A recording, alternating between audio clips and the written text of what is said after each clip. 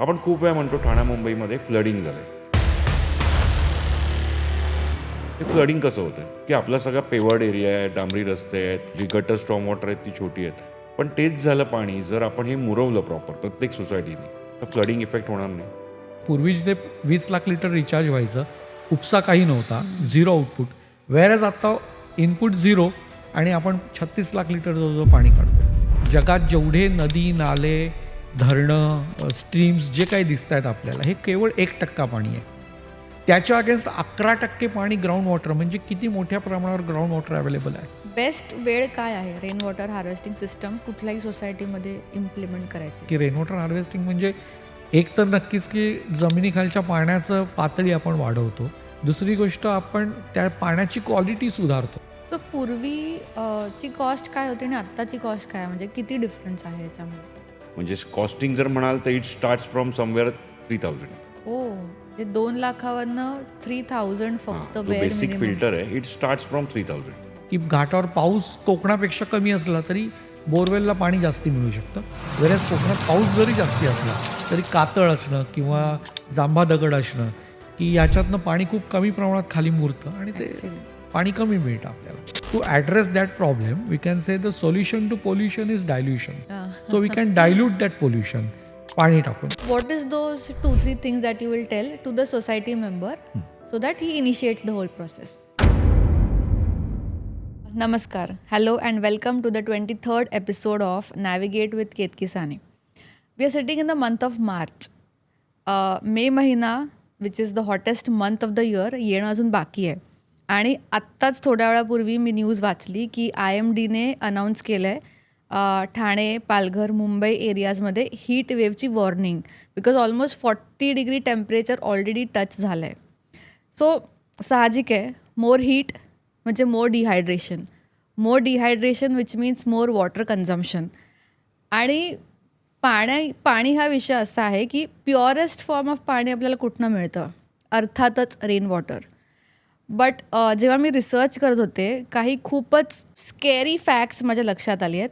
ॲपॅरेंटली इंडियामध्ये 4000 billion cubic metre पाणी मिळतं. ऑनेस्टली मला हे इमॅजिन पण नाही करवत की how much is this quantity. पण त्यातलं 92% पाणी आपण वेस्ट करतो, गटर्स, ड्रेन्स आणि फ्लड्स. आणि ही खरंच खूप डेंजरस गोष्ट आहे.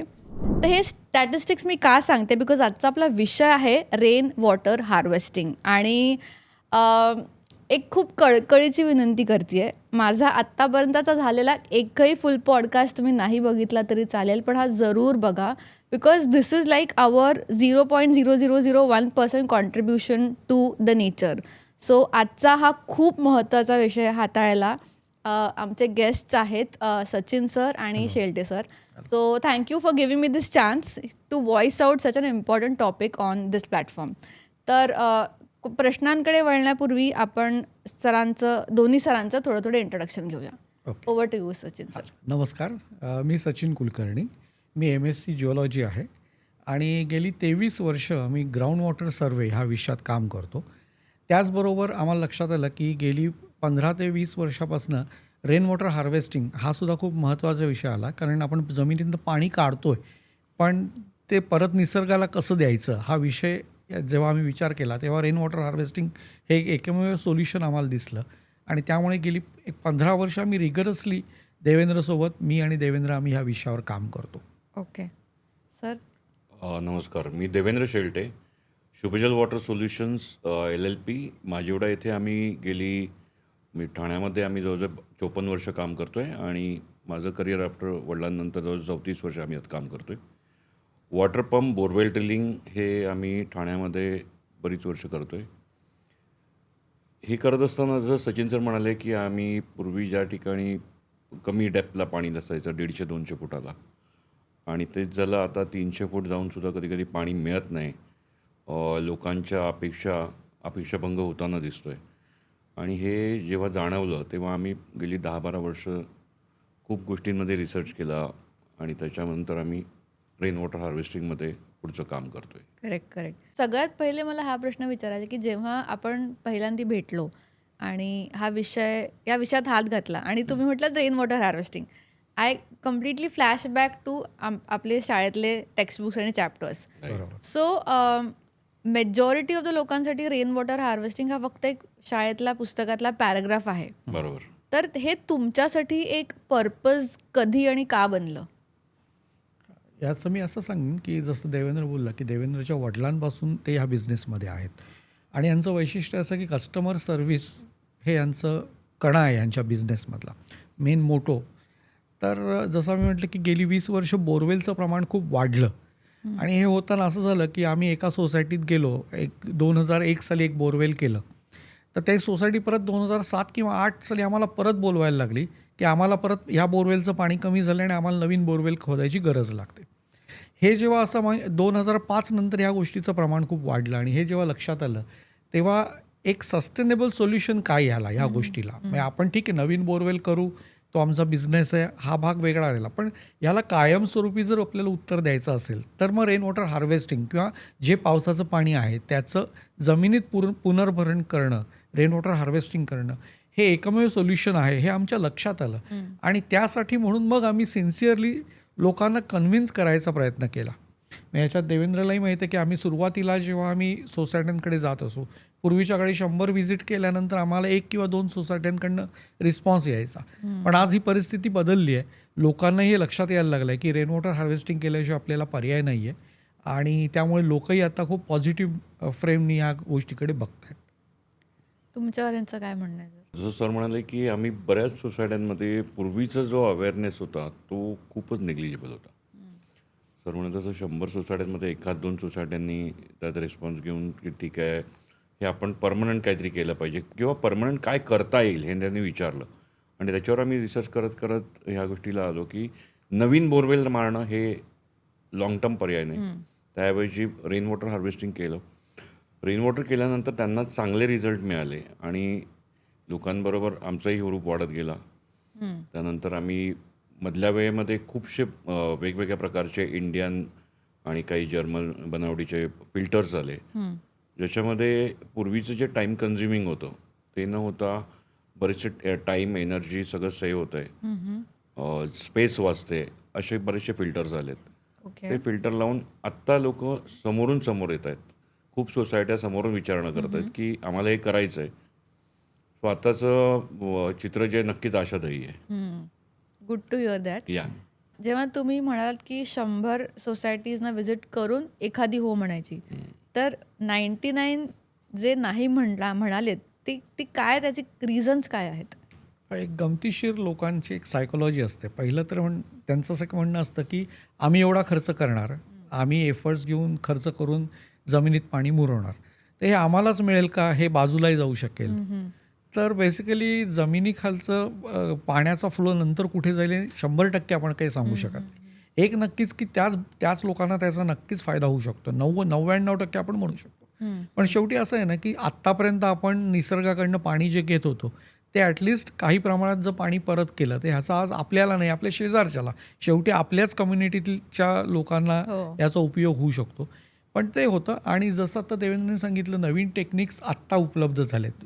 15-20 वर्षापूर्वी तसं नव्हतं. ट्रेडिशनल पद्धतीने खड्डे खणा, त्यात फिल्टर मीडिया टाका आणि पीठ बनवा असं होतं. पण आत्ता आपल्याकडे नवीन फिल्टर्स आलेले आहेत की जे खूप चांगल्या पद्धतीने काम करतात आणि कमीत कमी जागेत आणि कॉस्ट इफेक्टिव्ह पद्धतीने आणि अतिशय पुन्हा परिणामकारक काम करतात. म्हणजे त्याचं फिल्टरेशन कपॅसिटी ह्या गोष्टी एवढ्या चांगल्या आहेत. त्यामुळे लोकही हल्ली त्यामुळे त्या गोष्टी करायला पुढे येत आहेत असं जाणवतंय आम्हाला. ओके. यामध्ये जसे हे फिल्टर्स नवीन आले याच्यामध्ये सर जसं म्हणाले बाकी सगळ्या गोष्टींबरोबर अजून एक आहे की हे मेंटेनन्स फ्री आहे. There is no energy required. Like काही त्याला पॉवर सप्लाय नाही लागत आहे, ग्रॅव्हिटेशनल फोर्सवर चालतात. त्यातले काही आहेत ते सेल्फ क्लिनिंग आहेत, म्हणजे तुम्हाला मेंटेन करायला जो लागत नाहीत. सो पूर्वीचे जे ट्रेडिशनल होतं त्याच्यामध्ये जो काय मेंटेनन्स पार्ट होता प्लस जागा कन्झ्युम होत होती. मे बी कधी कधी 10x5, म्हणजे आपल्याकडे ठाणा मुंबईमध्ये जागेचं म्हणजे पार्किंगला जागा नाही मिळत अशी असते. त्यावेळेला हे रेन वॉटरसाठी कोण करणार. तर आत्ता हे जे फिल्टर आल्यामुळे ह्या गोष्टी खूप सोप्या झाल्यात आणि जर मनावर घेतलं तर त्या गोष्टी आपण नक्कीच अजून चांगल्या गोष्टी करू शकतो. सो पूर्वी ची कॉस्ट काय होती आणि आत्ताची कॉस्ट काय, म्हणजे किती डिफरन्स आहे याच्यामध्ये? आत्ताची कॉस्ट जी आहे ती पूर्वी जी कॉस्ट होती ती मे बी 1.5-2 लाखाच्या पुढे चालू व्हायची. बिकॉज तुमचं जेवढं मोठं कॉम्प्लेक्स आहे त्या कॉम्प्लेक्सच्या हिशोबाने ऑब्व्हियसली त्याचा रोफटॉप एरिया मोठा असतो. त्याच्याकडे टाक्या एका साईडला असतात, त्यामुळे तो कॉन्क्रिटेशन किंवा पेवर्ड एरिया जास्त असतो की ते पाईप कॅरी करायला आम्हाला ते डिगिंग एक्सकॅव्हेशन करायला लागायचं. सो ह्या ठिकाणी तुमची कॉस्ट वाढून जायची. ओके. वेरॅज आत्ता जे काय आले आहेत फिल्टर, त्याच्यामध्ये बरेच फिल्टर असे आहेत की ज्याच्यामध्ये सेल्फ क्लिनिंग आहेत. म्हणजे कॉस्टिंग जर म्हणाल तर इट स्टार्ट्स फ्रॉम समवेअर 3000. ओ, म्हणजे 2 लाखावरनं 3000 फक्त जो बेअर बेसिक मिनिमम. फिल्टर आहे इट स्टार्ट्स फ्रॉम 3000. त्या ठिकाणी एखाद्या बंगलेवाल्याला जरी वाटलं किंवा एखाद्या छोट्या चाईवाल्याला वाटलं की ठीक आहे माझ्याकडे जे छतावर पाणी पडतं आहे आणि मी ते वेस्ट घालवतोय, तर ते पाणी तो एक छोटा फिल्टर लावून सुद्धा आपल्या बोरवेल किंवा टाकीमध्ये घेऊ शकतो. हो, दॅट इज ब्युटिफुल. ग्रेट. म्हणजे 4 जणांची फॅमिली समजा एक चांगल्या मूव्ही थिएटरमध्ये गेली तर सहज 3000 रुपये ओढू शकतात. बरोबर. तर त्या 3000 मध्ये तुम्ही स्वतःच नाही सगळ्यांचंच भलं करताय. बरोबर. आता तुम्ही म्हणाल की रूफटॉप सरफेस एरिया हे एक पॅरामीटर आहे, तर how is this process exactly? म्हणजे लेट्स से की आपल्याला सुरू करायचं आहे, तर what is the first step, what is the second step, what is the third step? हां, तर याच्यात एक साधं आपण उदाहरण घेऊया की समजा एक प्लॉट आपण मोकळा प्लॉटचा विचार केला की तो 10,000 स्क्वेअर फीटचा प्लॉट असेल, म्हणजे तो 1,000 स्क्वेअर मीटर सोप्या भाषेत बोलायचं. तर आपल्याकडे आत्ता जे ॲव्हरेज रेनफॉल आहे that is 2.5 metre to 3 metre. Average आपण 2.5 मीटर पकडू. ओके. याचा अर्थ त्या प्लॉटवर 1,000 स्क्वेअर मीटरच्या प्लॉटवर एका पावसाळ्यात जे पाणी साठतं हे जवळजवळ 25 लाख लिटर पाणी त्याच्यात साठतं. ओके. तर आता जेव्हा हा प्लॉट मोकळा असतो त्यावेळेला तुम्ही बघाल की एक 10-12 पाऊस झाल्यानंतर त्याच्यात एक ग्रीनरी उगवते, गवत येतं, काहीतरी सम व्हेजिटेशन त्याच्यात येतं. असा जेव्हा तो हिरवागार जेव्हा प्लॉट होतो तर ॲटोमॅटिकली त्याच्यात पाणी जिरण्याचं प्रमाण जास्ती असतं. नॅचरल रिचार्ज त्याच्यातनं होतो. एक रफ असा अभ्यास म्हणता येईल आपल्याला की त्यात 25 लाखातलं जवळजवळ 20 लाख लिटर पाणी त्याच्यातनं हळूहळू जमिनीच्या खाली मुरतं आणि 5-1 लाख लिटर वरचं पाणी जे काय आहे ते थोडं वाहून जाऊ शकतं. काही इव्हॅपोरेशन, काही लॉसेस होतील. हा एक भाग झाला. तर ह्या प्लॉटवर एखादी डेव्हलपमेंट जेव्हा होते, एखादी बिल्डिंग होते, त्याला आपण म्हणतो की तो प्लॉट मोकळा केला जातो. पहिल्या तर गोष्ट तिथे बोरवेल केली जाते. ठीक आहे. असं आपण एक बोरवेल केलं आणि त्याच्यातनं आपण एक धरून चालू की दिवसाला आपण त्याच्यातनं 10,000 लिटर पाणी काढतोय. असं जर गणित धरलं तर वर्षाकाठी त्याच्यातनं जवळजवळ 36 लाख लिटर पाणी आपण बाहेर काढतो. त्याच वेळेला आता तिथे एक बिल्डिंगचं काम चालू आहे, तिथे कॉन्क्रिटिंग केलेलं आहे. त्यामुळे नॅचरल रिचार्ज जो पूर्वी 20 लाख लिटर होत होता तो आता जवळजवळ शून्य झाला आहे. ही जर परिस्थिती लक्षात घेतली, म्हणजे पूर्वी जिथे 20 लाख लिटर रिचार्ज व्हायचं, उपसा काही नव्हता, झिरो आउटपुट, वेअरएज आत्ता इनपुट झिरो आणि आपण 36 लाख लिटर जवळजवळ पाणी काढतोय. हा फेनॉमिना सगळ्या शहरात होतो आहे. आज तुम्ही बघाल तर आपल्याकडे ठाणा, मुंबई किंवा MMR रिजनमध्ये एवढं डेन्स पॉप्युलेशन आहे, बिल्डिंग डेव्हलपमेंट एवढी मोठ्या प्रमाणावर होते. हाच फेनॉमिना होतो आहे. त्याच्यामुळे पाणी रिचार्ज होण्याचं की नॅचरल रिचार्ज व्हायचं प्रमाण कमी आहे, वेरॅज त्याच्यातनं आपण आउटपुट खूप मोठ्या प्रमाणावर घेतो. आणि ह्याला उत्तर मग जर काय असेल तर मग आपल्याला इंटेन्शनली आपल्याला काही रिचार्ज, ग्राउंड रिचार्ज करणं गरजेचं आहे. बरोबर. रेन वॉटर हार्वेस्टिंग करणं सो मी आपल्याला गरजेचं वाचत होते कुठेतरी की India is the largest consumer of ground water. आहे. राईट. म्हणजे ग्लोबलच्या कम्पॅरिझनमध्ये ऑलमोस्ट 1/4 पेक्षा जास्त पाणी इंडिया कन्झ्युम करते. आता राहिला प्रश्न कॉस्टिंगचा, तर ठीक आहे. आणि तुम्ही मगाशी म्हणालात की बऱ्याच जणांना असा प्रश्न असतो की मी लावलेलं रेन वॉटर हार्वेस्टिंग सिस्टम दुसऱ्यांनी वापरली तर त्यात प्रश्न असतो त्यांना. तर कॉस्ट वर्सेस टाईम हे एक सिस्टम लावायला किती वेळ लागते नंबर 1, आणि किती पावसाळे घडून जायला लागतात to use that rain water? ह्याच्याबद्दल दुसरा पार्ट जो आहे यातला देवेंद्र अतिशय त्यात डिटेल बोलतील. Okay. त्याच्या आधी फक्त एक फॅक्ट तुम्हाला, तुम्ही जे मागासपासून म्हणालात ते खूप बरोबर आहे की the 1/4 ground water is consume by the Indian people. तर हे खरं, कारण हे ऑब्व्हियस आहे. ह्याचं कारण असं की आपल्याकडे पॉप्युलेशन जास्ती आहे. एक मी तुम्हाला इंटरेस्टिंग काही फिगर्स पाण्याबद्दल सांगतो. आपल्याला सगळ्यांनाच माहिती आहे की 2/3 part of earth is cover with the water. पण हे सगळं पाणी आपल्याला उपयोगाचं आहे का? तर तसं नाही आहे. कारण 97% water is salt water. Only 3% sweet water is available on the earth. फक्त या 3%च आपण फक्त विचार केला तर त्यातलं 77% sweet water is in the form of ice किंवा इन द सॉलिड स्टेट. उरलेल्या 11% पाणी आहे हे जमिनीपासून 800 मीटरपेक्षा जास्ती डीप आहे की ज्यापर्यंत आपण पोचू शकत नाही. इतर 11% पाणी जमिनीपासून 800 मीटरमध्ये आहे, की जे पाणी आज अनादिकालापासून आपण वापरतो. विहिरी करून आणि गेल्या एक शतकात आपण बोरवेलचं टेक्निक आल्यामुळे आपण बोरवेलच्या माध्यमातून ते पाणी वापरतोय. आणि केवळ 1% पाणी जे आपण जगात जेवढे नदी, नाले, धरणं, नद्या, स्ट्रीम्स जे काही दिसत आहेत आपल्याला, हे केवळ 1% पाणी आहे. त्याच्या अगेन्स्ट 11% पाणी ग्राउंड वॉटर, म्हणजे किती मोठ्या प्रमाणावर ग्राउंड वॉटर अवेलेबल आहे. आयडियली आहे. आहे. हो. याचाच अर्थ असा आहे की पृथ्वीवरचा गोड्या पाण्याचा सर्वात मोठा जर कुठला साठा असेल तर तो ग्राउंड वॉटर आहे. त्यामुळे ऑब्व्हियसली आपण त्याच्यावर अवलंबून असणं साहजिक आहे. पण हे पाणी सगळीकडे सारख्या प्रमाणात डिस्ट्रीब्यूट झालेलं नाही आहे. त्या पाण्याची अवेलेबिलिटी ही त्या एरियाच्या जिओलॉजीवर अवलंबून आहे आणि त्याचबरोबर त्याचं कन्झम्पशनवर आहे. जसं आपण मगाशी म्हटलं की एका डेन्स पॉप्युलेटेड एरियात आपण जर व्यस्त प्रमाणात झिरो डिस्चार्ज वेरॅज लाखो लिटर पाणी बाहेर काढतो, ह्या व्यस्त प्रमाणामुळे वॉटर स्केअरसिटी, स्पेशली ग्राउंड वॉटर स्केअरसिटी ही आपल्याला भेडसावते. आणि याची अतिशय उत्तम टेक्निक्स आहेत. मला वाटतं देवेंद्र त्याबद्दल अधिक चांगले प्रकाश टाकतील. जसं एखादं रेन वॉटर करायचं म्हटलं की जर एक छोटी चाय किंवा छोटासा एखादा बंगला असेल तर त्या ठिकाणी आपल्याला एक अर्ध्या दिवसात सुद्धा एखादा फिल्टर लावून काम पूर्ण होऊ शकतं. पण तेच झालं एक मोठी कॉम्प्लेक्स जरा की ज्या ठिकाणी हायरेज बिल्डिंग असते, त्या ठिकाणी रूफटॉप एरियाज कधी कधी 7-8 हजार स्क्वेअर फुटाच्या वरती असतो. बिल्डिंगच्या दोन्ही बाजूला डाऊनटेक आलेले असतात, फ्रंट साईडला, बॅक साईडला. त्यानंतर हे साठवण्याचे 2 मार्ग आहेत. एक आहे तो तुम्ही ते पाणी डायरेक्ट तुमच्या फ्लश टँकला फिल्टर करून ते पाणी तिकडे वापरायचं. आणि दुसरं आहे की फ्लश टँकबरोबर जे पाणी आहे ते बोरवेलला म्हणजे ग्राउंड रिचार्ज करायचं. सो फ्लश टँकला जसं सचिन सर म्हणाले की एक आपण ॲज्युम करूया की एक सोसायटीची फ्लश टँक आहे विच इज 20,000 लिटर. 20,000 लिटरची टाकी असेल तर त्याला 30 दिवसामध्ये अंदाजे एक आपण धरूया की 6 लाख लिटर पाणी कन्झ्युम होतं आहे. आणि हे 6 लाख लिटर पाणी साधारणपणे आपल्याकडे रेनी सीझन हा 90 ते 100 दिवसाचा असतो.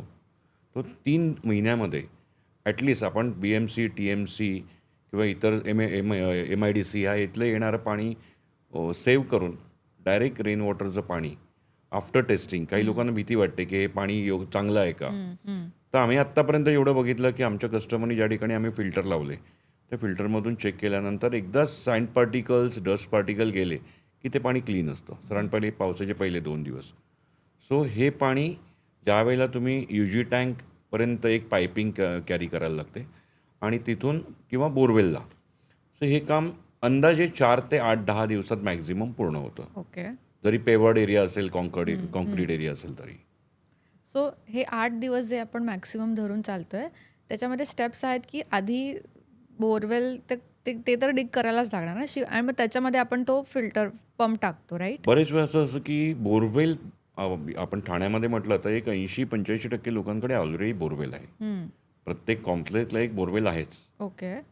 सो बोरवेल बरेच वेळा आहे त्या बोरवेलला आपण रिचार्ज करतो. ओके. ओके. आणि मगाशी तुम्ही मेंटेनन्सचं पण म्हणालात. सो मेंटेनन्स आधी किती होतं आणि आता वेन इट इज 0 तर ते किती सेव्ह करू शकतात लोक in terms of money? Because सगळ्यात पहिले लोकांना प्रश्न असतो की पैसे किती लागणार. बरोबर. की पूर्वी जे होतं ज्यावेळेला आम्ही साधारणपणे 1.5 मीटर ते 3 मीटर म्हणजे 5 फूट ते 10 फूट जी काय ग्राउंड लेवल आहे तिथून आम्ही एस्कवेशन करायचो, डिगिंग एस्कवेशन करायचो. आणि ह्याला बोरवेल रिंगवेल कॉम्बिनेशन म्हणतो आम्ही. म्हणजे सेंटरला बोरवेल असते आणि त्याच्या बाजूला पिट करून आम्ही त्यात ते पाणी स्टोअर करून ते जमिनीमध्ये इंजेक्ट केलं जायचं. ओके. सो हे जेव्हा होतं आणि त्याच्या आजूबाजूला ज्या एक फिल्टर मीडिया टाकला जातो, जसं मोठे दगड, पेबल्स, ओके. ओके. ओके. कोळशाचं लेअर, हे लेअर जे असतात हे कालांतराने की साधारणपणे एक पावसाळा झाला आणि दुसरा पावसाळा चालू व्हायच्या आधी आपण तो क्लीन केला पाहिजे. ओके. तो त्याला एक खूप मोठी कॉस्ट नाही आहे, पण एक 10,000 रुपये वगैरे लेबर जर पूर्ण तो फिल्टर मीडिया काढून साफ करून परत रिफिल टाकायचं म्हटलं तर 1-2 दिवस लागायचे आणि लेबर कॉस्ट अंदाजे 5,000 ते 10,000 रुपये लागायची. आता जे नवीन फिल्टर निघालेत त्याचं MOC असं आहे की SS मेड आहेत. 0.1 SS म्हणजे स्टेनलेस स्टील. ओके. स्टेनलेस स्टीलचे असल्यामुळे त्याच्यामध्ये सँड पार्टिकल्स किंवा डस्ट पार्टिकल्स चिटकून राहत नाहीत. आणि त्याचं डिझाईन असं आहे की ते पाण्याबरोबर सेल्फ क्लिनिंग असल्यामुळे ते डायरेक्ट बाहेर पडत आहेत.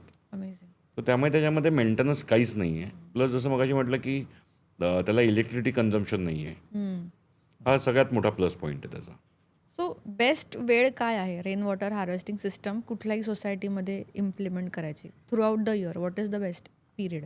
मला असं वाटतं ही आत्ता आपण जे बोलतो ॲक्च्युली ही मार्च एप्रिल, कारण हल्ली बरेचदा मेच्या शेवटी पाऊस येतो. हो. त्यामुळे पाऊस यायच्या आधी व्यवस्थितपणे 1 महिना आधीच किंवा 15 दिवस आधी आपण ही पूर्ण सिस्टीम इम्प्लिमेंट करणं हे कधीही चांगलं. बरेचदा हल्ली काय होतं, पाऊस पडायला लागल्यावर लोकांना थोडी जाग येते हां, आणि मग त्यावेळेला असं असतं की पाऊस पडल्यानंतर जमिनीत पाणी असतं हां. आणि काही प्रमाणात आपल्याला जेव्हा काही खोदकाम करायला लागतं किंवा काही फिल्टर बसवायचे असतात तर यावेळेला ते काम वाढू शकतं, त्याची कॉस्ट वाढते. Okay, in fact okay. पाऊस सुरू व्हायच्या आधी उन्हाळ्यात जर आपण पूर्वतयारी म्हणून ह्या गोष्टीकडे बघितलं आणि आधी तयारी करून जर या गोष्टी इम्प्लिमेंट करून ठेवल्या तर पावसाचं अगदी म्हणजे पहिल्या पावसापासून आपण ते पाणी हार्वेस्ट करायला हार्वेस्ट लागू शकतो. आणि साधारण 2 ते 3 पावसाळे लागतील right to Yes, raise the ground water. अगदी अगदी म्हणजे चांगल्या पद्धतीने इफेक्ट यायला 3 वर्ष म्हणतो, पण पहिल्या पावसानंतर सुद्धा त्याचा इफेक्ट यायला लागतो आपल्याला ओके. लक्षात, म्हणजे त्याचा फरक जाणवायला लागतो काहीतरी. ओके. आणि तुम्ही मगाशी म्हटलं की ओव्हरऑल आपल्या देशात सगळीकडे इक्वल ग्राउंड वॉटर तर नसणार आहे. नाहीये, तर बरोबर. मग विच आर द स्टेट्स जिकडे बेस्ट व्हॉल्यूम वाईज आपल्याला हे ग्राउंड वॉटर मिळेल आणि विच आर द स्टेट जिकडे चान्सेस कमी आहेत? हो. सांगतो, जी उत्तरेकडची राज्य आहेत स्पेशली हिमालयातनं जे पाणी वाहून येतं म्हणजे गंगा यमुना यांची जी खोरी म्हटली जातात, म्हणजे पंजाब झालं, हरियाणा झालं, उत्तर प्रदेश झालं, काही प्रमाणात बिहार झालं, ह्या राज्यामध्ये खूप चांगल्या पद्धतीने ग्राउंड वॉटर अवेलेबल आहे.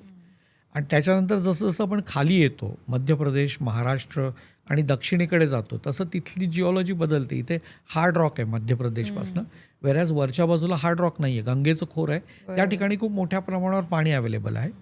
आणि पण खालच्या बाजूला आपल्याकडे पाणी त्या तुलनेत कमी अवेलेबल आहे. आणि स्पेशली आत्ता आपल्याही महाराष्ट्राचा आपण विचार करायचा म्हटला तरी महाराष्ट्राचे 2 भाग पडतात. एक तर घाटावरचा भाग आणि घाटाखालचा कोकण भाग. कोकणात पाणी कमी आहे, वेरॅज घाटावर पाणी जास्त आहे, कारण तिथली दगडाची संरचना तशी आहे, जिओलॉजिकल कंडिशन अशी आहे की घाटावर पाऊस कोकणापेक्षा कमी असला तरी बोरवेलला पाणी जास्ती मिळू शकतं. वेरॅज कोकणात पाऊस जरी जास्ती असला तरी कातळ असणं किंवा जांभा दगड असणं की याच्यातनं पाणी खूप कमी प्रमाणात खाली मुरतं आणि ते Actually. पाणी कमी मिळतं आपल्याला. सो हे सगळं तुम्ही जिओलॉजी स्टडी केल्यामुळे ह्याचं इनडेप्थ नॉलेज आहे. हो हो सो जे कोणी व्ह्युअर्स आपला पॉडकास्ट बघत असतील त्यांना लेट्स से या रिलेटेड फील्डमध्ये काही करायचं असेल तर त्यांनी काय पाथ फॉलो केला पाहिजे? बेसिकली त्यांनी कसं आहे, हल्ली तर आता यूट्यूबमुळे आपल्याला खूप मोठ्या प्रमाणावर एज्युकेटेड प्रोग्राम्स आपल्याला अवेलेबल आहेत. रेन वॉटर हार्वेस्टिंगबद्दल सुद्धा खूप चांगली माहिती बरीच लोक देत असतात.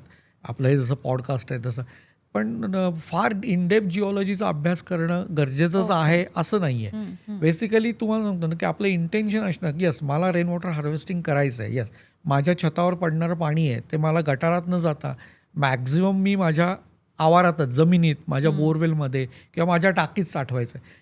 ही जर कमिटमेंट एकदा केली तर त्याला सोल्युशन्स बरीच आहेत आणि त्या तुम्हाला ऑनलाईन बऱ्याच ह्याच्यात गोष्टी तुम्हाला मिळतील. आणि अगदी असं वाटलं तर आम्ही अवेलेबल आहोत, आमचे फोन नंबरसुद्धा फ्री ऑफ कॉस्ट, आम्ही अगदी कोणाला कधी याच्याबद्दल सल्ला द्यायला तयार आहोत.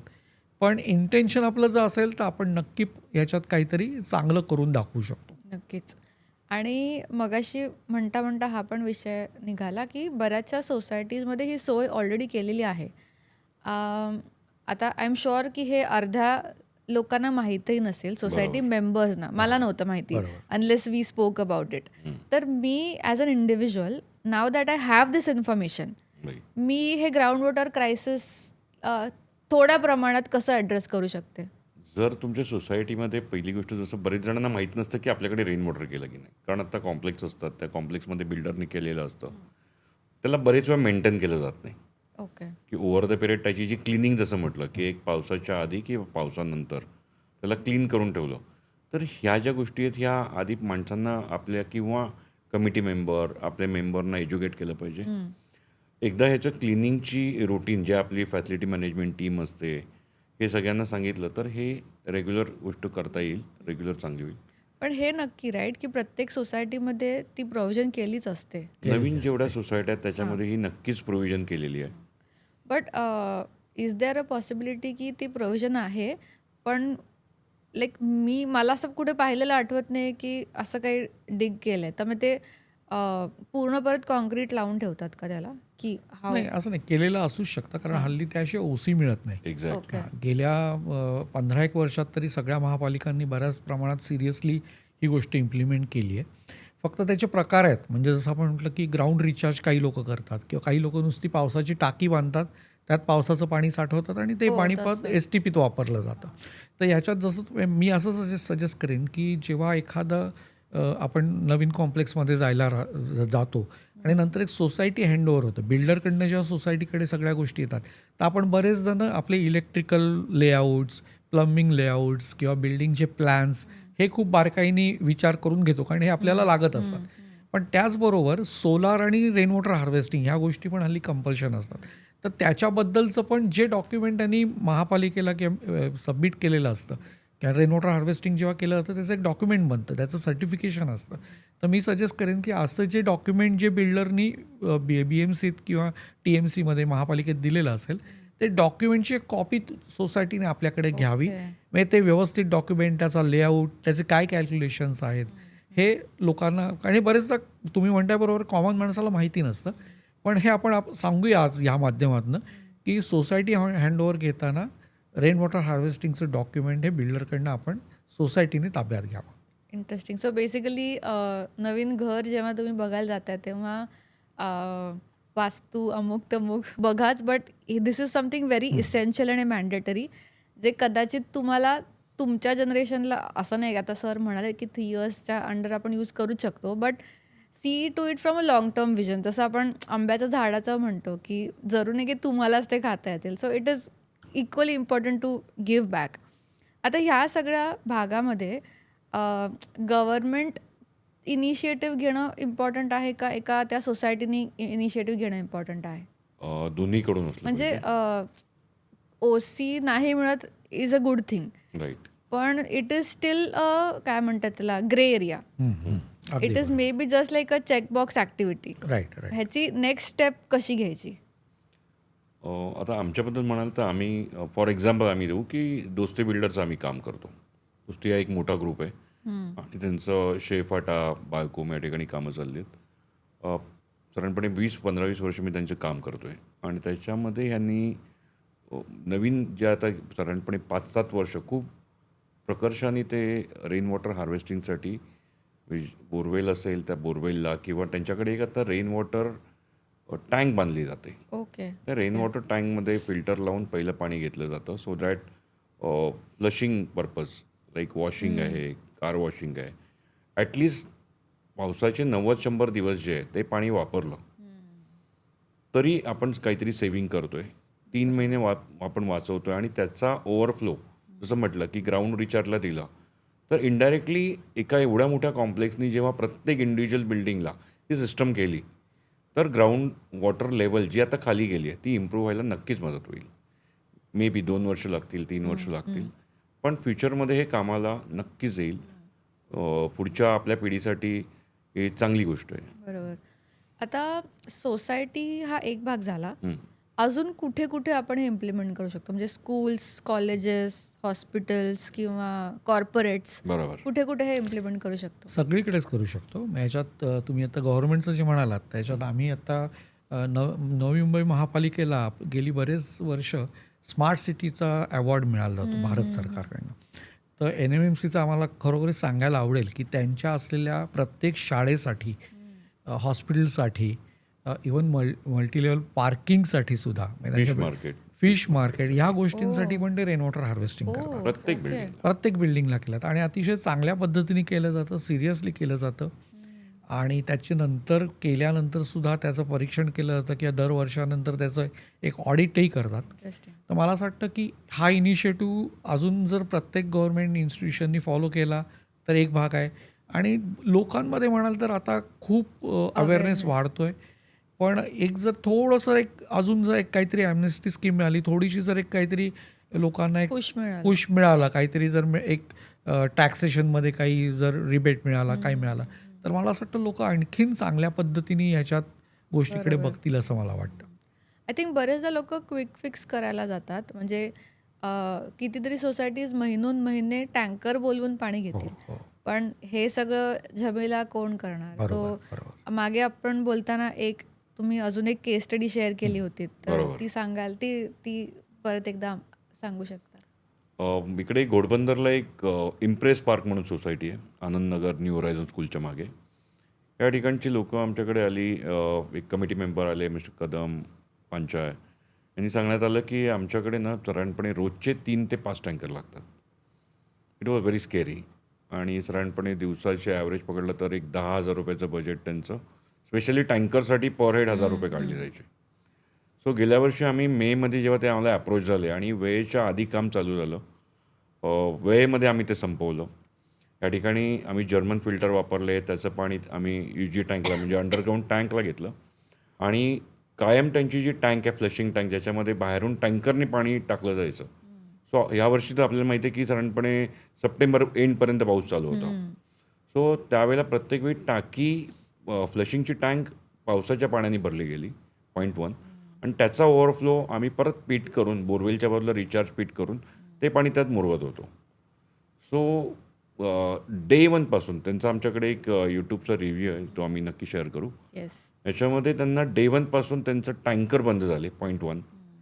आणि ज्या बोरिंग त्यांच्या बंद आहे म्हणून ते सांगत होते, त्याला इतका प्रचंड प्रमाणात रिचार्ज मिळाल्यामुळे तेही त्यांना पावसानंतर सुद्धा ते पाणी ते अजून वापरतात. तर हे आता रेन हार्वेस्टिंग आम्ही पहिल्याच वर्षी हा प्रोजेक्ट घेतला, कंप्लीट केला पावसाच्या अगोदर. वेळेप्रमाणे शुभंजलनी तो कंप्लीट केला. पहिल्या जेव्हा पावसापासूनच आम्हाला त्याचा फायदा व्हायला सुरुवात झालेली आहे. कारण पावसाचं पाणी जे टेरेसवरून जे पडतं ते आम्ही आमच्या बोरवेलला घेतो. ते पाणी आम्ही आमच्या बाथरूम आणि शॉवरला वापरतो.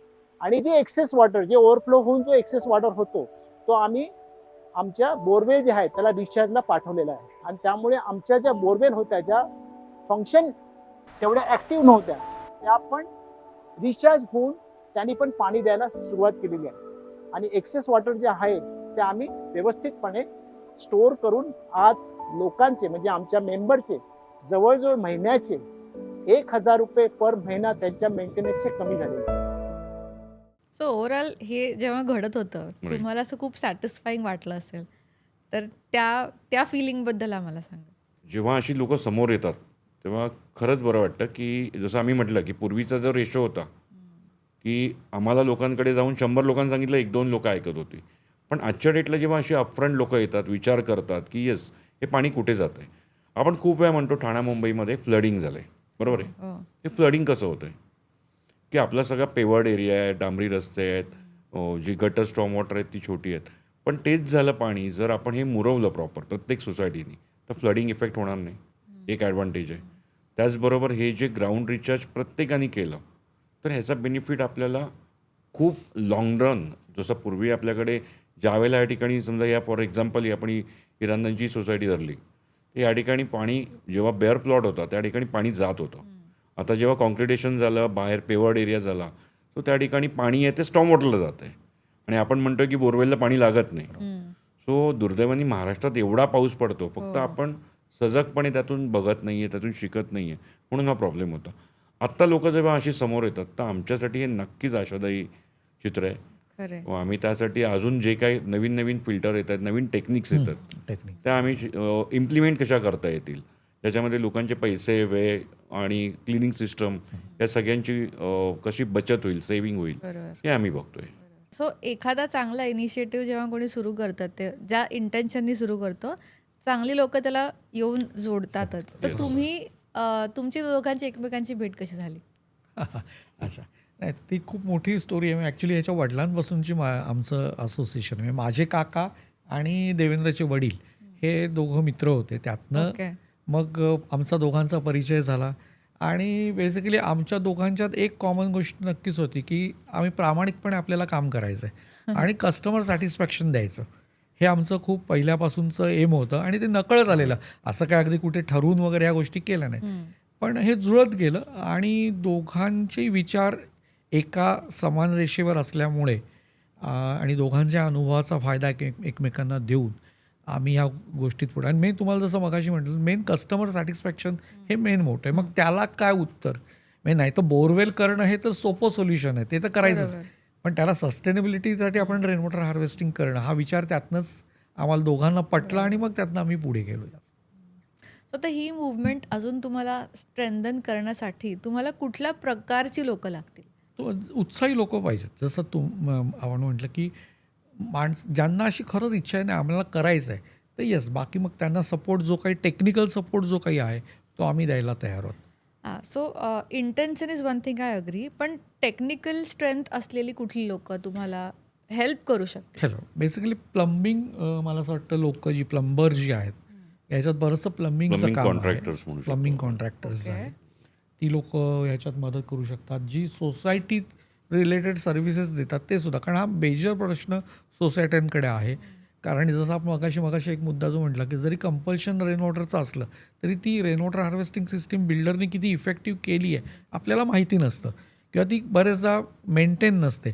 तर हे जर सोसायटी रिलेटेड जी लोक सर्व्हिसेस देतात, टेक्निकल सर्व्हिसेस, कोणी टाकी धुण्याचं काम करतं त्या लोकांना रिलेटेड येऊ शकतं. पण मेनली प्लंबर्स, ती इवन इलेक्ट्रिकल काम करणारी जी लोकं आहेत ती सुद्धा ती या फील्डमध्ये नक्कीच जॉईन होऊ शकतात आणि हे व्हेंचर आपण पुढे एकत्र नेऊ बरोबर. शकतो. सो हे झालं ओव्हरऑल हाऊसिंग रिलेटेड. बरोबर. अशा कुठल्या कमर्शियल ठिकाणी पण तुम्ही हे अनुभवलंय का? रेन नक्कीच. वॉटर हार्वेस्टिंग सिस्टमचा उपयोग झालाय असं? अशा बऱ्याचशा काही कंपन्या आहेत की ज्यांच्यामध्ये ज्यांनी स्वतःहून अपफ्रंट की हे करून आत्ता आम्ही एक प्रख्यात लॉजिस्टिक म्हणून आहे पडघ्याला, त्यांचं rooftop around 3.5 lakh. 3.5 lakh square foot एवढं मोठं रूफटॉप आहे. सो एवढ्या मोठ्या लॉजिस्टिकनी हे निसर्गाचं आपण काम करतो या ध्येयाने करून त्यांनी पूर्ण रेन वॉटर पूर्ण कलेक्ट केलं आहे. स्टॉर्म वॉटरमधून ते पाणी रिचार्ज केलं जातं आहे जवळजवळ 4 बोरवेलना. मुलुंडला फोर्टिस हॉस्पिटल आहेत. सो मुलुंडला फोर्टिस हॉस्पिटल यांच्याकडे सुद्धा यांनी स्वतःहून हे समाजोपयोगी काम आहे या हिशोबाने घेतलं आहे. या ठिकाणी आम्ही जर्मन फिल्टर वापरून ते पाणी they are using for their purposes. आणि त्याचं त्यांनी क्वालिटी टेस्टसुद्धा करून घेतलेली आहे. येस. आम्ही त्यांना इन्सिस्ट केलं की तुम्ही बिंग अ हॉस्पिटल हां. इन्स्टिट्यूशन की तुम्ही स्वतः तुमच्याच लॅबमध्ये किंवा तुम्ही तुमच्या कुठल्याही लॅबोरेटरीकडनं टेस्ट करून घ्या. त्यांनी ते पाणी टेस्ट केलं, त्याची क्वालिटी त्यांना चांगली केली, त्याचा आपल्याकडे मेलही त्यांनी पाठवलेला Oh, आहे. So they are interesting. Quite satisfied. हे 2 वर्षापूर्वीची गोष्ट आहे आणि आत्ता करंटली परत ते जवळजवळ 3 ते 4 ठिकाणी अजून नवीन प्रोजेक्ट रेन वॉटर आम्हाला त्यांनी अवॉर्ड केलेलं आहे का त्या ओ गोष्टी. Nice nice. So when you say पाण्याची क्वालिटी टेस्ट करायची, it is not for drinking, right? This is apart from drinking. जे फोर्टिसचं तुम्ही एक्झाम्पल सांगितलं. हां, नॉर्मली असं म्हटलं जातं की रेन वॉटर जे आहे हे ड्रिंकिंगसाठी नाही, पण सेकंडरी पर्पजला तर तुम्ही 100% वापरू शकता. पण मगासपासून आम्ही ज्या एका गोष्टीचा उल्लेख करतो, एक जर्मन टेक्नॉलॉजीचा फिल्टर आपल्याकडे आहे YZ म्हणून. तर त्याची टेक्नॉलॉजी अशी आहे की त्याच्यात पाणी येतं, ते गाळलं जातं, साफ होतं, पण त्याचबरोबर त्याच्यात ॲरेशन होतं, त्याच्यात ऑक्सिजन एनरिचमेंट होते ओके. आणि ते पाणी पिण्यायोग्य सुद्धा होतं. तर आम्ही ॲक्च्युली फोर्टिसला आम्ही तेच पाणी म्हणजे ते त्यासाठीच ते फिल्टर दिले होते बरोबर. की जे पाणी ते पिण्यासाठी प्रायमरी यूजसाठी जी टँक आहे त्याच्यात त्यांनी साठवलं, ते त्यांनी टेस्ट करून घेतलं आणि ते त्या क्वालिटीचं मिळालं. म्हणजे आपण एक थोडक्यात सांगायचं म्हटलं रेन वॉटरचे आपण 2 पार्ट करू शकतो. एक तर रूफटॉप रेन वॉटर आणि एक सरफेस रन ऑफ. तर सरफेस रन ऑफ जे पाणी आपण नॉर्मली जे रस्त्यावरचं बघतो काय, तर ते खूप गढूळ असतं, त्यात काही तुकलेलं असतं, काही असतं. त्यामुळे लोकांना एक समज आहे की पावसाचं पाणी म्हणजे गढूळ, पण छतावरच्या पाण्याचा कोणी फारसा विचार करत नाही. ते जे पाणी पडतं ते अतिशय स्वच्छ आणि खूप चांगल्या पद्धतीचं असतं. त्याला आपण एक बेसिक सेडिमेंटेशन त्याचं बाजूला केलं तर ते खूप प्युरेस्ट फॉर्म ऑफ वॉटर आपण स्टोअर करून ते नक्कीच वापरू शकतो. इंटरेस्टिंग. सो ही जर्मन कंपनी, जर्मन टेक्नॉलॉजीच्या कॉन्टॅक्टमध्ये तुम्ही कसे आलात? So how did that work out for you? Rather they approaches. Okay. जसं आमचं काही गेली 25-30 वर्ष ठाण्यामध्ये जो काही प्रेझेन्स आहे ओके. आणि प्रामाणिकपणे आम्ही आमच्या पद्धतीने काम करतोय, त्या हिशोबाने ती कंपनी आमच्याकडे समोरून आली आणि त्यांनी या प्रोडक्टचं महत्त्व, कारण आम्ही वॉटर पंप आणि बोरवेलमध्ये ठाण्यामध्ये इतकी वर्ष काम करतोय, ते केल्यानंतर म्हणजे त्यांना हे माहिती होतं की हे बोरवेलसाठी जे काम करत आहेत, जसं मगाशी तुम्ही विचारलं की हा विषय वाढवायचा असेल तर कोण म्हणचं पाहिजे, म्हणजे पाण्या रिलेटेड काम करणारे, जसं म्हटलं प्लंबिंग कॉन्ट्रॅक्टर, प्लंबर्स, बोरवेल ड्रिलिंग करणारे, बोरवेल पंप रिपेअर करणारे, हे जे कोण असतील ही सगळी कम्युनिटी याला हातभार लावू शकते. तर त्याच हिशोबाने ती कंपनी आमच्याकडे आलेली. सो आमचा क्लायंट बेस चांगला होता. त्या ठिकाणी आम्ही जेव्हा कस्टमरना जसं फॉर एक्झाम्पल फोर्टिसला आम्ही दिलं. फोर्टिसला दिलं फॉर 15 डेज त्यांनी टेस्टिंग केलं. तो लॅब टेस्टमध्ये इट वॉज सर म्हणाल तसं की एकदम purest form. They can use it for drinking also. Okay. बरोबर आहे. आणि ड्रिंकिंगला नाही वापरता आला तरी लोकांना काही त्यांना कॉम्प्लेक्स असेल त्या बाबतीत की ठीक आहे नाही वापरता येते. सर मी असं म्हणेन की आपण एक 100 लिटर पाणी एक माणसी जर आपण कन्झम्पशन म्हटलं तर त्यातलं 15 लिटर 20 लिटर मॅक्झिमम पाणी आपण पिण्यासाठी आणि जेवण बाकी गोष्टीसाठी वापरतो. बरोबर. पण 80 लिटर पाणी हे साधारणपणे तुमच्या फ्लश टँकमध्ये जातं. सो फ्लशिंग वॉशिंग ह्या गोष्टीसाठी रूफटॉपचं पाणी आफ्टर फिल्ट्रेशन नक्कीच योग्य आहे. आणि ते जरी आपण केलं तरी खूप मोठा फरक पडेल. Interesting. So German technology, German company is good. Right. But आपण आपल्या इंडियन कंपनीजनी काय सुधारणा केली पाहिजे may be to match their standards? Right. मी असं म्हणेन की जे आमच्याकडे आम्ही जे बरेचसे मेड इन इंडियन फिल्टर्स आहेत तेही वापरतो आहे. त्याच्यामध्ये फक्त एक फ्लॉ आहे की that is you have to clean that mesh. ती जी जाई आहे ती साफ करायला लागते. आता तुम्ही एखादी सोसायटी किंवा कुठलीही ऑर्गनायझेशन बघा त्या ठिकाणी एक 3 महिने तो कोणतरी एक डेडिकेटली माणूस ते अल्टरनेट डे और 2-3 वेळा आठवड्यातून क्लीन करेल असं होणार नाही. त्यावेळेला काय होतं की त्या मेशमध्ये जी वरती रूफवर जे काय पाणी येतं त्याच्याबरोबर कचरा येतो लाईक डस्ट पार्टिकल्स, झाडांची पानं असतात, बर्डशीट असतं. तर हे त्यात क्लॉगिंग होऊन राहतं.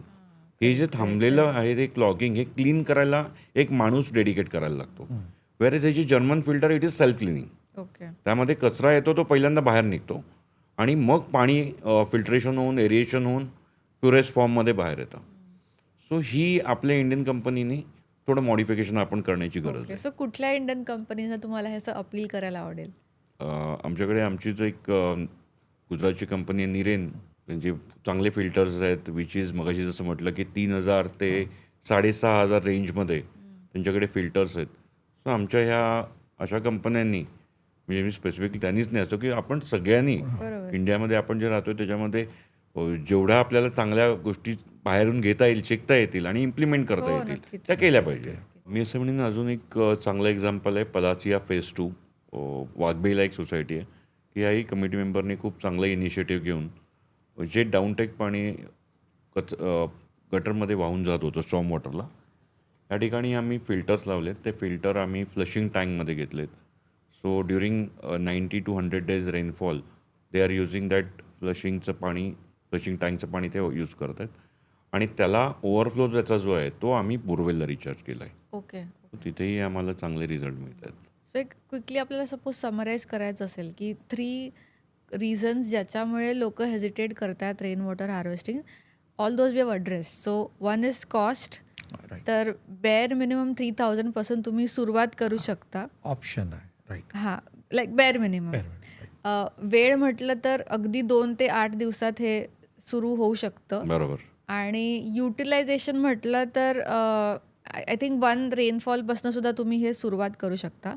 आणि चौथी महत्त्वाची गोष्ट म्हणजे पाण्यासारखी बेसिक गोष्ट तुम्ही सगळ्यांनाच मिळाली पाहिजे. सो प्लीज असा विचार नका करू की आम्ही लावलं, खर्च केला तर दुसऱ्यांना मिळणार आहे.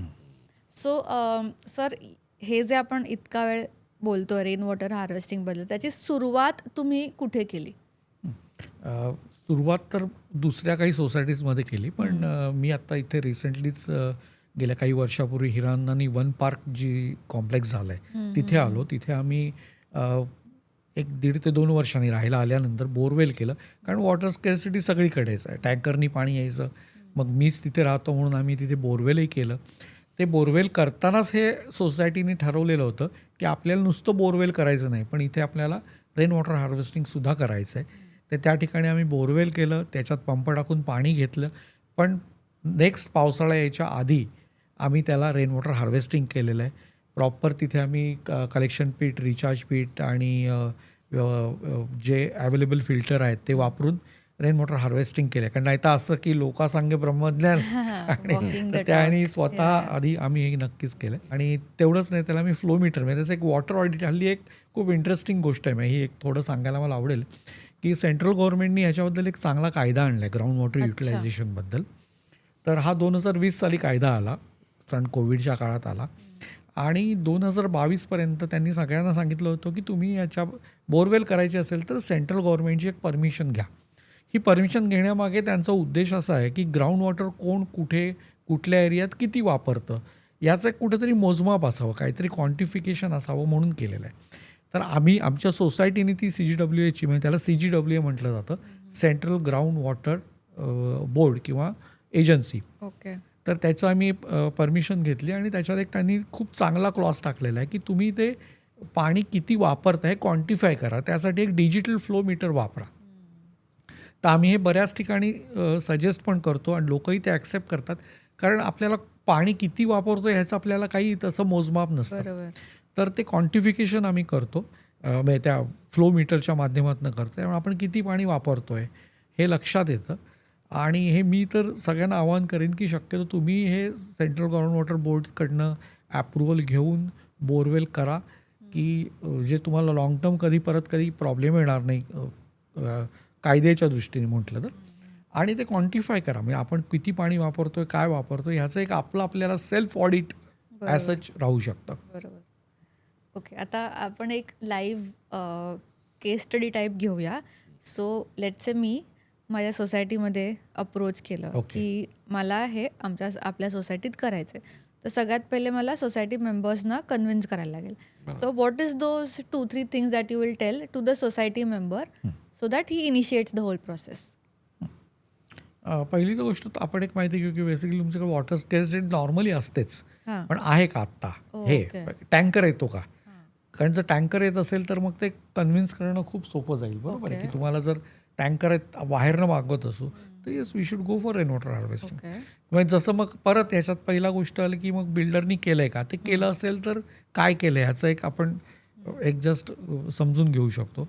आणि त्याच्यानंतर नक्की आत्ता आपल्याला किती स्कॅर्सिटी आहे पाण्याची, एक टँकर रोज येतोय का 2 येत आहेत, किंवा नॉर्मली असं असतं की उन्हाळ्यात जास्ती असतं, पावसाळ्यात लागत नाही बेसिक tanker. कॅल्क्युलेशन. तर ते कॅल्क्युलेशन आपण करणं गरजेचं आहे. त्याच्यानंतर एक साधी गोष्ट आपण मला असं वाटतं बघू की तुमचा टेरेस एरिया किती आहे. टेरेस एरिया आपला किती स्क्वेअर फुटाचा किंवा स्क्वेअर मीटरचा आहे हे लक्षात आलं तर आपल्याला एक ॲटलिस्ट एक लक्षात येतं, एक धरून चाला की जसं मी म्हटलं की 1000 स्क्वेअर मीटरचं जर टेरेस असेल तर वर्षाला 25 लाख लिटर पाणी त्यात पडते. आज ते पाणी आपण गटारात टाकतो आहे, तर त्याच्याऐवजी ते जर युटिलाइज करू शकलो तर मला असं वाटतं की हे कोणालाही फॅसिनेटिंग आहे ना की एवढं पाणी आपण गटारात टाकतो. आणि जसं मगाशी देवेंद्र म्हणाले की रेन वॉटर हार्वेस्टिंग म्हणजे एक तर नक्कीच की जमिनीखालच्या पाण्याचं पातळी आपण वाढवतो, वॉटर टेबल आपण इन्क्रीज करतो, हा एक भाग झाला. दुसरी गोष्ट आपण त्या पाण्याची क्वालिटी सुधारतो, कारण purest form of rain water is rain.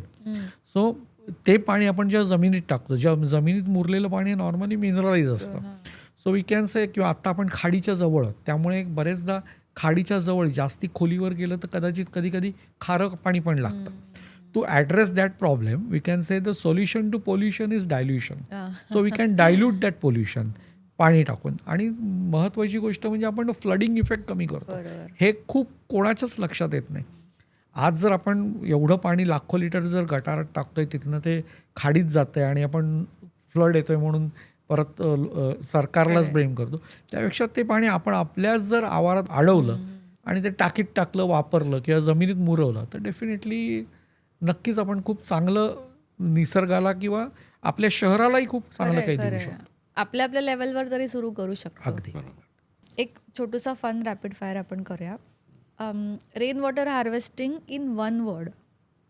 What is it for both of you? Recurring account. Okay, interesting. Which segment is harder to convince?